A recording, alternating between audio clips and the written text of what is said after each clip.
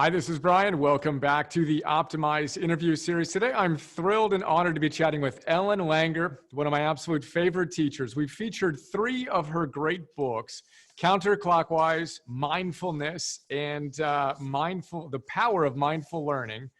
She was the first female tenured professor in the psychology department at Harvard, and she created the psychology of possibility. And that phrase alone inspires me so much. Before we came on, we were chatting briefly about the fact that I wish there was a 4th book I could cover. And Ellen let me know that, in fact, there is another book coming that may have the psychology of possibility interwoven in its title. But Ellen, thank you so much for who you are, what you've done, and for taking the time to be here. Thank you, Brian. Just so you know, there are 4 books already in the Mindfulness series. So there's On Becoming an Artist, Reinventing Yourself Through Mindful Creativity. It turns out that that book is really about interpersonal mindfulness. But I had started painting not that much before I wrote the book. And I sent the book to the publishers entitled Mindful Creativity. They sent it back on becoming an artist. And I was so thrilled to be called an artist that I went along with that, although people don't know that the book is really about interpersonal mindfulness. So that's fantastic. Well, I look forward to the 5th in this series. And again, I'm so excited to be, there's so much we can talk about, but I want to step all the way back and talk about what it means to explore the psychology of possibility. When you think of that phrase and when you kind of coined that phrase, tell us what you were thinking. Well, most of psychology describes what is. And oftentimes people, researchers, will see something, then create a theory to suggest that it has to be like that. And then they collect data, which of course is going to support it because that was the first step. And for me, I just keep asking, why not? And that may be the title of the new book. You know, why do we assume that you can't live a stress-free life? Why do we assume that brain damage can't be reversed? Why do we assume most of the things we assume? And I believe that these assumptions are mindless, and they simply start with what is and presume that that's the way it has to be. You know, and I prefer asking, why not, see if it can be different. And we've done that. I mean, I've done that my whole career by saying that, you know, starting with the work on aging, saying older age doesn't have to be a time of inevitable decline. And there are environmental reasons, situational explanations for why people forget. So in those early studies, we gave people a reason to remember, and they remembered. You know, that in the Counterclockwise Study, which you might want to talk about in a little bit, but basically these were men in their 90s, and I'll save the punchline in a moment, except to say that in the course of a week, their vision improved, their hearing improved, their memory and their strength, all the things that are not supposed to be. So I think I just take it as a rule that we have to differentiate between something that's uncontrollable and something that's indeterminate. Science, no science can ever prove that you can't. All it can say is the way you tried didn't work. And so when you recognize that, even if just a small chance that maybe you can, there's some motivation to try to do it. If you believe you can't, why would you go anywhere near it?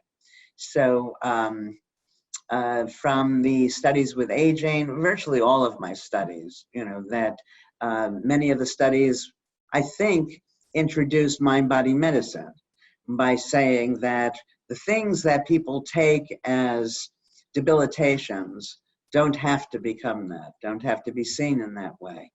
But we can talk more about it as you ask me particular questions. Because, you know, I like talking, Brian, and so I could talk for the next half hour. I like listening to brilliant people, so I'm very excited to hear you talk a lot.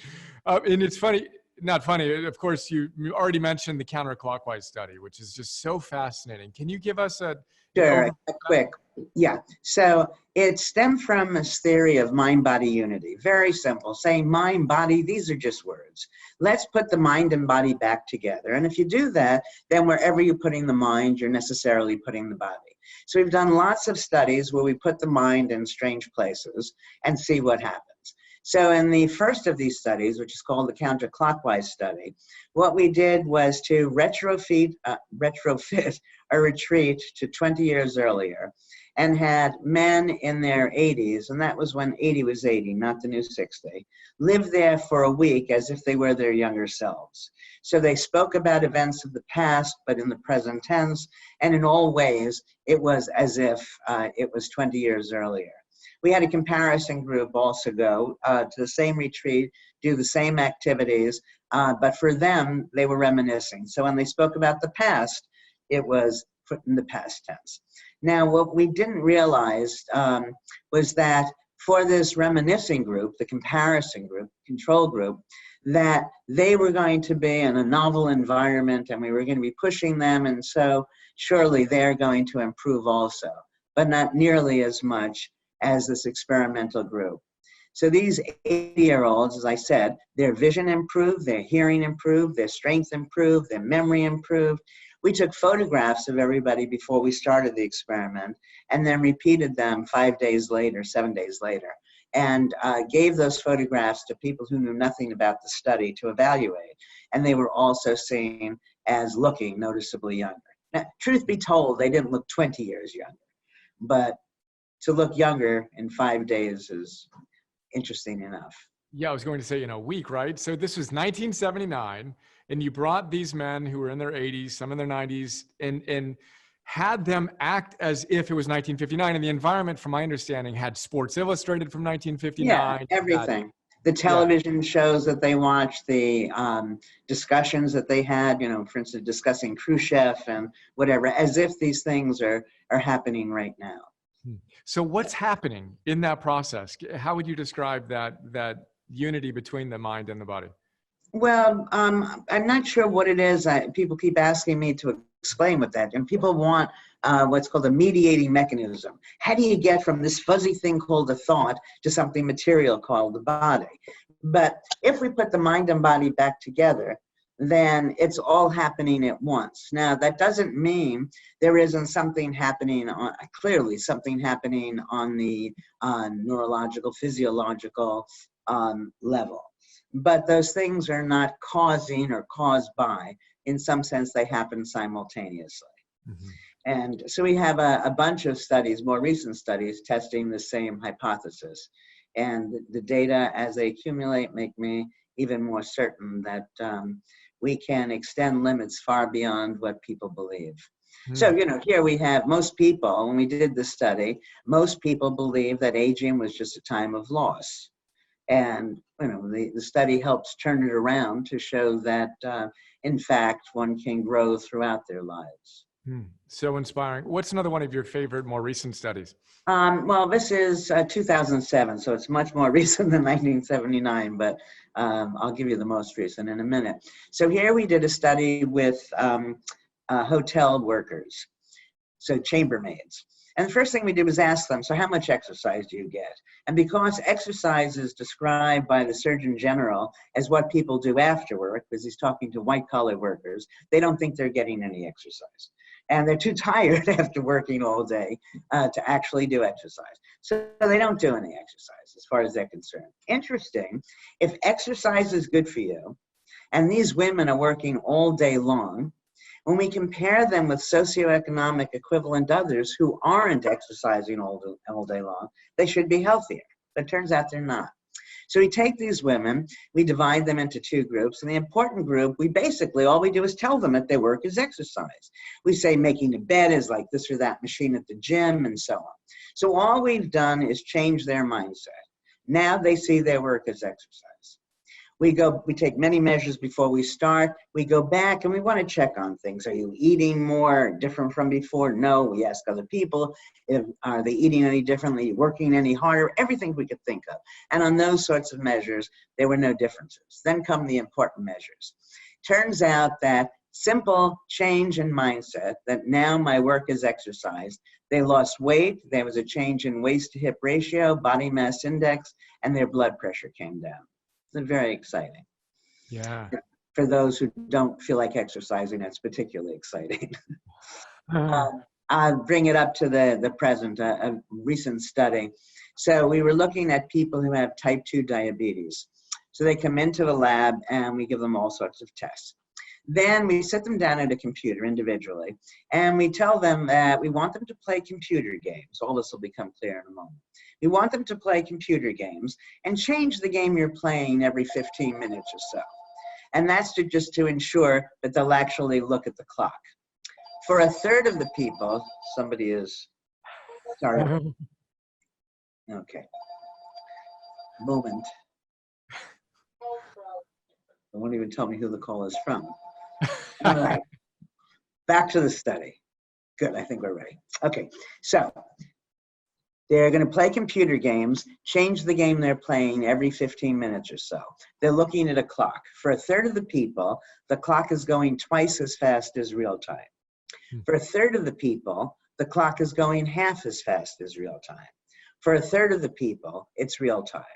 The question we're asking is, does blood sugar level follow real or perceived time? The answer is perceived time. We have a study where we have people in a sleep lab. They wake up. They think they got 2 hours more sleep than they got by looking at the clock, 2 hours fewer, or the amount of sleep they got. And again, biological and cognitive functions follow perceived rather than real amount of sleep. Wow. So we have many studies like this. Another one with diabetics where you're drinking this drink where the label says it has a lot of sugar on it, or it's clear it doesn't have any sugar on it, and when you think it has sugar on it, even though it doesn't, again, your blood sugar level spikes. So the bottom line to all of these things is that we have far more control over our health and well-being than most people realize. Again, that's all astonishing. So I want to talk about some more of the fascinating studies. Bring it to like a practical point. So how can we take this research and knowing and change our lives with it? Yeah. Well, there are many answers to that. I mean, you don't need to tell your significant other or best friend to play around with clocks and so on. Those studies really just show you how far we can push this idea. But another whole area of research that we have is on what I call attention to variability. It's just a fancy word for being mindful. And to step back a moment, your listeners should know that mindfulness, as I study it, is a simple process of actively noticing new things. You don't have to meditate. It's very simple. You just notice, and as you notice, you see that you don't know this thing as well as you thought you did, so your attention naturally goes to it. As you're noticing, the neurons are firing, and we have a host of studies that show that the simple process of noticing is literally and figuratively enlivening. All right, so now, most of us are mindless most of the time. We hold things still, even though everything is changing, everything looks different from different perspectives. So with respect to disease, chronic illness in particular, you're given a diagnosis and you assume, okay, it's steady state or it's going to get worse. But nothing moves only in one direction. There are always little blips, sometimes a little better, sometimes a little worse. And that's what we want to capitalize on. So we call people throughout the day at different times, and we say, how are you now relative to the way you were the last time we called? And then, why? Why are you better? Why are you worse? And by doing this, we get improvements from MS, ALS, depression, chronic pain, Parkinson's disease, arthritis. I mean, just, an array of disorders. So it's very powerful. But the takeaway to answer your question, so what can people do? Well, typically, you could actually set a little timer at, each time you set it, you ask yourself once it rings, your watch or phone, how are you feeling, and is it better or worse than the last time? And then you set it for some future time, and you just keep doing this. Alternatively, for most people, they only recognize when they experience a symptom. Ow, that hurts. That when you're feeling just fine, you're just being. And the key is actually to notice when it doesn't hurt.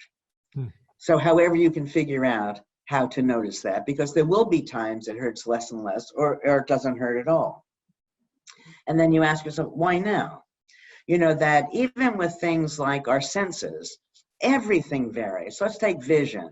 Most people, you go to the doctor, and the doctor has you read down the eye chart and then gives you a number. It's ridiculous. You know, that what you're doing is talking about letters out of any meaningful context in a stressful environment and say that's the way you see. You know, for me, that if I'm hungry, I can see the restaurant sign and the great, you know, very far away. I mean, things change in the course of the day.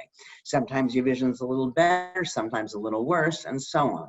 So let's say, for instance, that I did this thing with vision where I saw when is it better, when is it worse, and I discovered that, you know, I'm really a morning person, and around 3 o'clock, my vision is not so good. And then I think why that might be. Well, maybe I'm tired.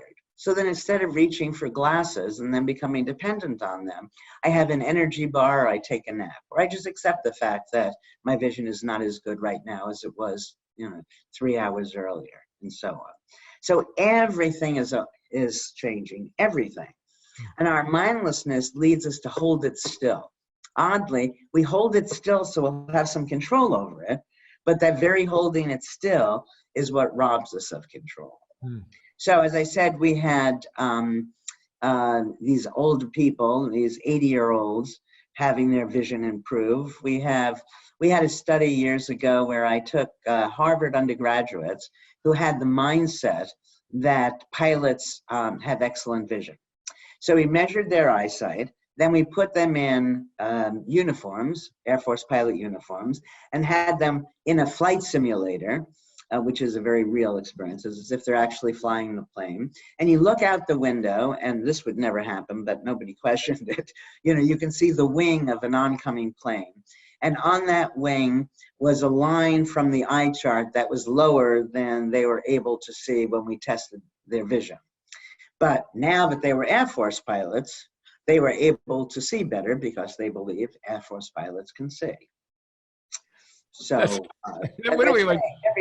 everything can be improved, and to take what is as a description of what has to be is, to me, almost sinful. And what is possible, right? That was one of the studies I wanted to make sure we talked about, of simply assuming the identity, if you will, in the perspective of an Air Force of somebody pilot. who can do it. Yeah. Wow. Then your vision improves beyond the static test in which you did not assume that possibility. Yeah, I mean, you know, I'm a little bizarre. I know most people, they go into the doctor's office and the doctor works down the chart and they dutifully say whatever letter they say. For me, I sit there saying, wait a second, this thing is set up so soon I'm not going to be able to see. So I say, what would happen if we reverse that expectation, which we did? So we give people eye charts where the letters get progressively larger. And as a result of that, people can see what they couldn't see before. Another thing that we did, most people, when you get around 2/3 of the way down the chart, you start experiencing problems. So what we did is we started the chart 1/3 of the way down. So now 2/3 from there are going to be much smaller letters. And again, people could see what they weren't able to see before. Wow. Simple, subtle shifts of mindfulness, of choosing to see options where, in fact, before we were kind of stifled by expectations or mindless, as you would say, constraints. You mentioned reversing, which made me think of your reverse Zeno's paradox. Can you talk to us about that? Sure. So Zeno, if for people, had a paradox with respect to distance. If you always go half the distance from where you are to where you want to be, you're never going to get there. So let's say, for argument's sake, so you're an inch away, then you're a half an inch away, then you're a quarter of an inch, then an eighth, you never get there. I thought, gee, Zeno is a cynic. So I developed the positive version of this, the reverse of Zeno's paradox, which is there's always the distance you can travel from where you are to where you want to get. You can't go from here to there, then go, you know, let's say you eat too many cookies.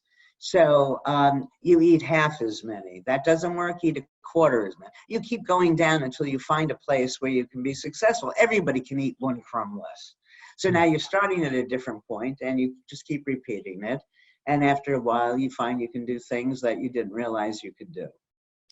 I love that for so many reasons. And I think that that's such a beautiful way to connect the possible, the unknowable, indeterminate possible us with this moment by simply taking the next smallest micro step in pursuit of that. Which leads me to think of when we go back and push the outlying possibilities. Can you tell us about the question you often ask your students about how far we can run in a single burst? Yeah. What happens is people presume, because the marathon is what, 26 miles? Was it 25 or whatever it is? 26, 26 miles. That, you know, these are Harvard students, so they know I wouldn't ask the question if it were just 26 miles. So they say 30.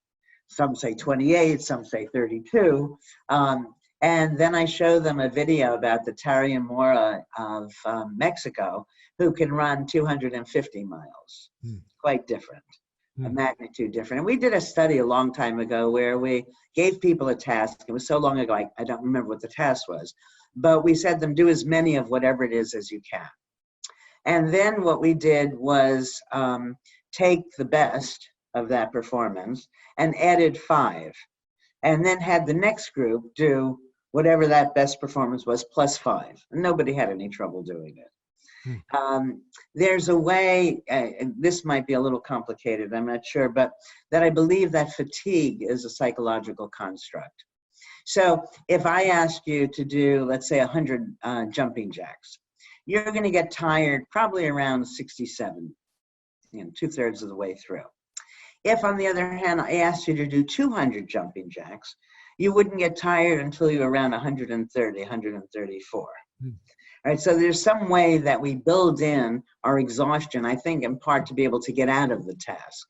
But, you know, that if you keep changing the context, then I think one can keep going. There was a wonderful study a long time ago by Frank Beach, and he took little boy rats and paired them with little girl rats, and they would copulate until the little boy rat couldn't take anymore.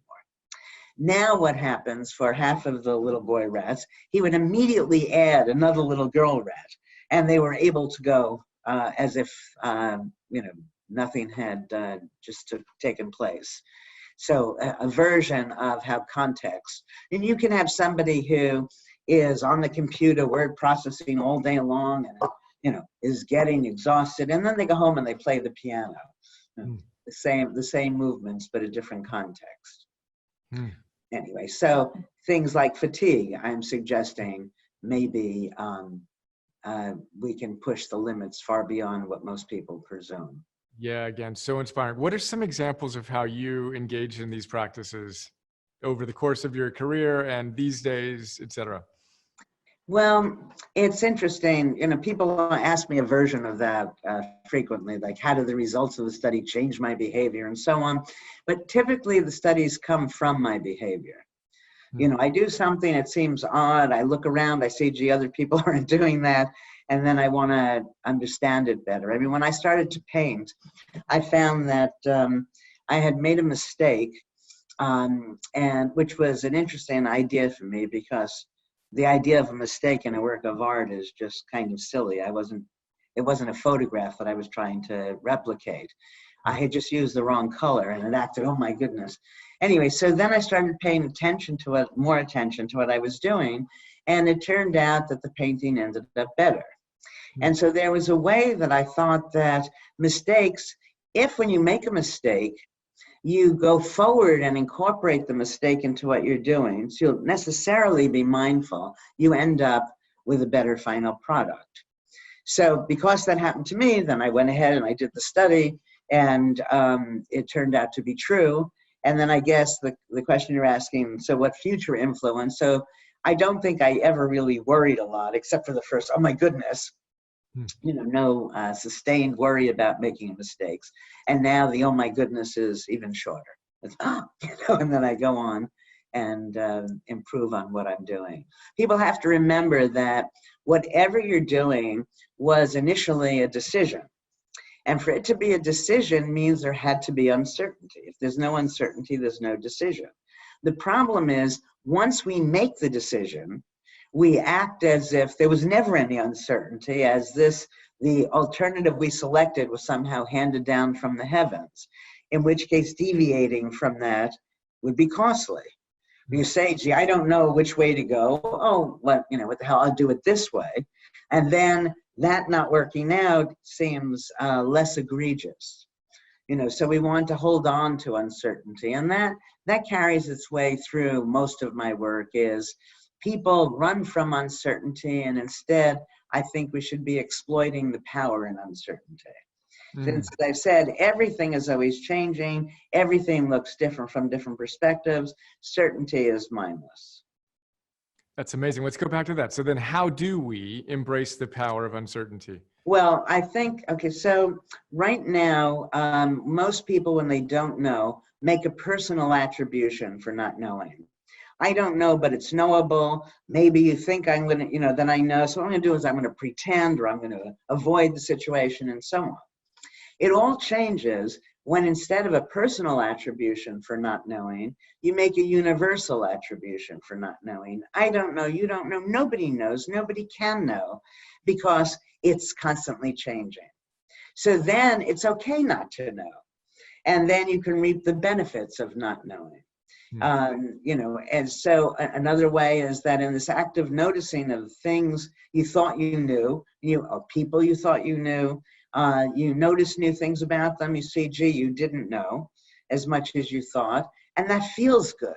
And so because it feels good, over time you do more and more of it. Everything becomes easier. Yep. And there's a freedom and a true control and a joy as we just spiral up with more and more clarity and that freshness and, as you would say, openness to the new experience. But lots of people, when they do that, think that the pursuit is going to result in an answer, sort of a final answer, and then they stop. That's the difference, for instance, between mindfulness and curiosity. When you're curious about something, implicit in that for most people is that there's an answer, and I'm going to find out what that answer is. And when you're mindful, that answer changes always, depending on context and so on, and the way it's asked. So you don't get a final answer, which means asking the question over and over again is fun. With the right mindset, it's fun. With the incorrect, mindless mindset, it's torture, right? Yeah, right, exactly. No, when you think there's a right answer and you can't get it, yes, and then you hide and pretend and do all those things that are self-defeating. And with that, I think definitely. What people don't understand, so sometimes I'm asked, because I say you should be mindful all the time, all your waking hours. I say, oh my gosh, that would be exhausting. I say, no, it's exhilarating. Mindfulness is energy begetting, not consuming. And the way to understand that might be to recognize that humor relies on mindfulness. That something is funny when you hear it one way and all of a sudden you realize, it could have been understood in this other way. And then if you imagine, would you enjoy laughing all day long? It doesn't seem like a hard thing to do. So what's hard about thinking for people is not the thinking itself, it's the worrying about what happens if I can't get this right, or if I can't meet this deadline or whatever else. So stress basically is mindless. Okay, so then how do you shift that? You have to recognize that events, the understanding of events is in our heads, it's not in the event. Evaluation is in our head. Events aren't good or bad. Events are just events. And that the way we understand it determines the way we're going to respond to it. So if something happens and you see, oh my God, that's the worst thing in the world, of course you're going to be stressed and unhappy. If instead you thought about the advantages to whatever happens, you and I go out to eat. If the food is wonderful, wonderful. The food is awful, wonderful. I'll eat less. So there's, so a way to get over stress, I think, stress relies on two things. First, an assumption that something is going to happen. And second, that when it happens, it's going to be awful. So you attack both of those. The first, give yourself 3-5 reasons why it might not happen. Then, so now it went from, oh my God, it's going to happen, to maybe it will, maybe it won't.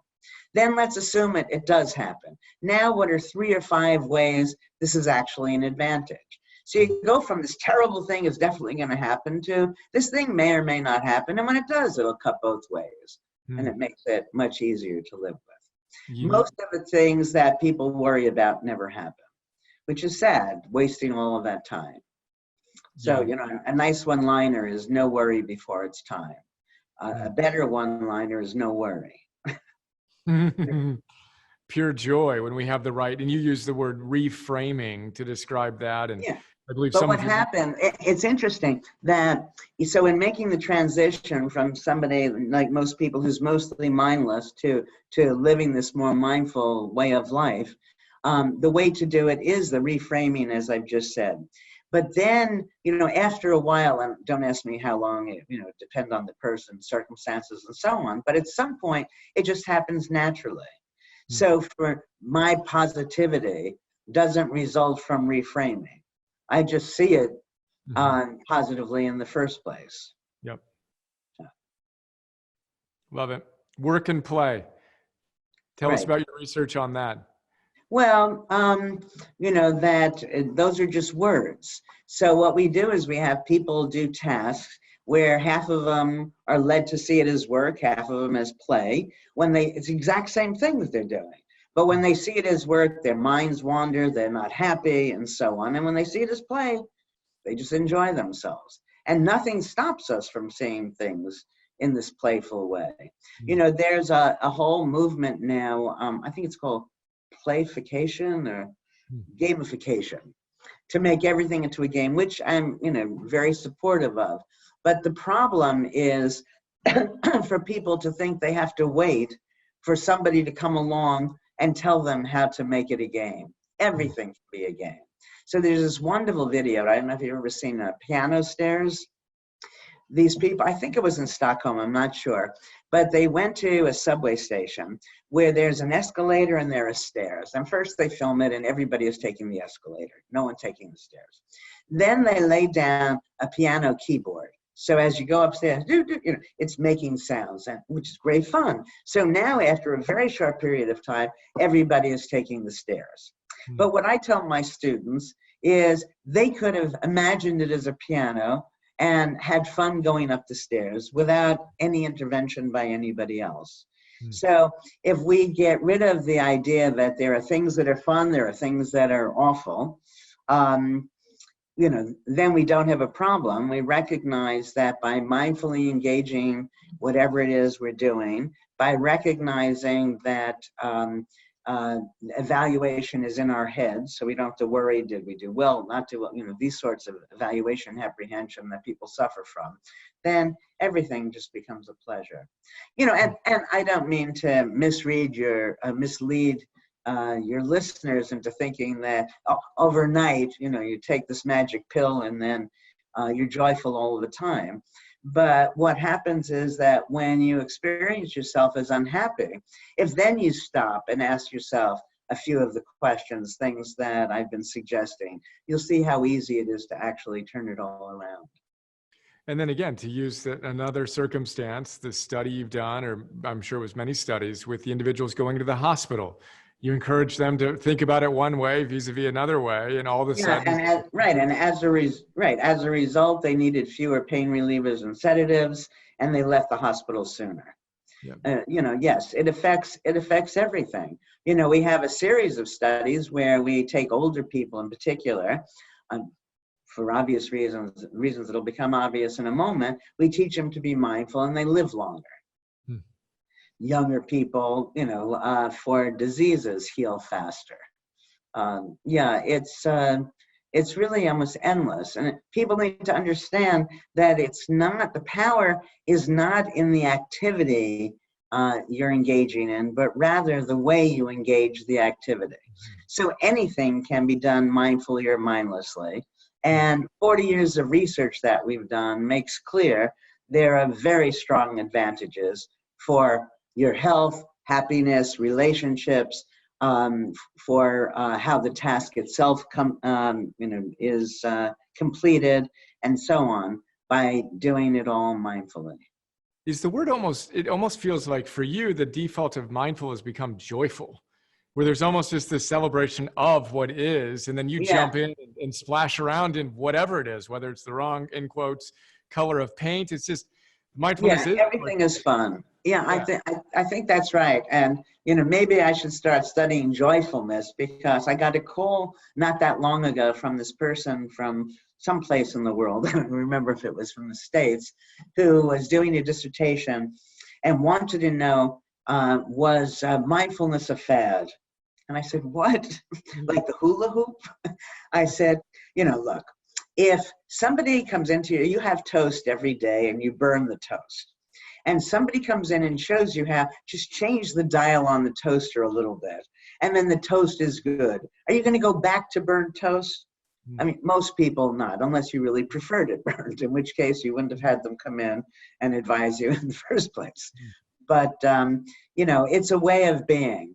I think that for me, it becomes sad in a sense, from all this joyfulness, for people to not really understand what the meaning of this mindfulness is. It's the act of noticing. So I don't want that to get too watered down, because, then people won't be able to put it to use. Many people mistakenly think that meditation, for example, is mindfulness, and it's not. Meditation sets you up for post-meditative mindfulness. When you're mindful, mindful, and it really doesn't matter how you get there.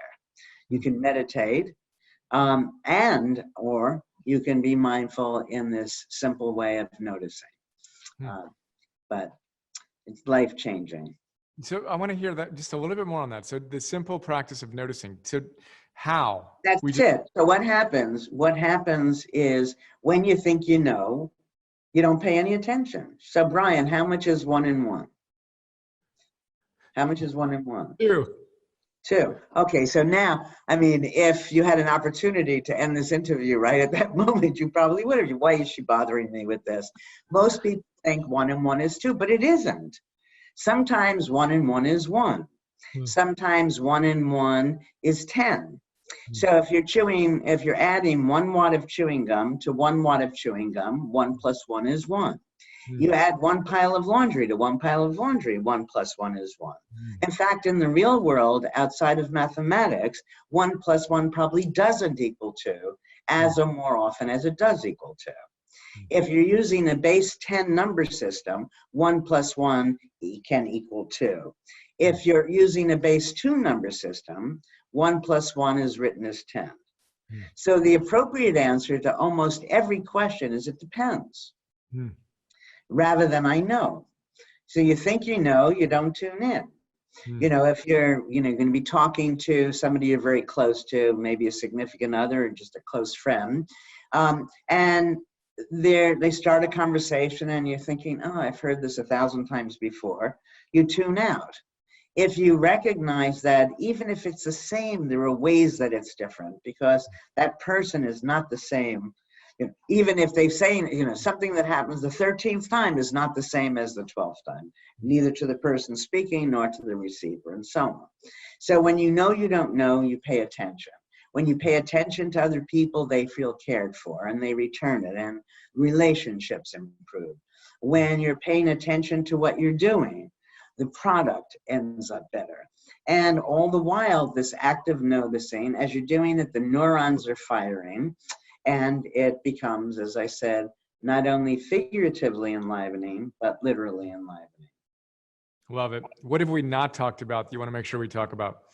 I'm happy to not talk about anything else or to talk about anything you want. No, I think that, the bottom line, I mean, one of the things that we find is when we have people perform certain tasks, we had orchestras who were performing either mindfully, where they're supposed to make their performance new in very subtle ways that only they know, or repeat a performance that they had given before that they liked.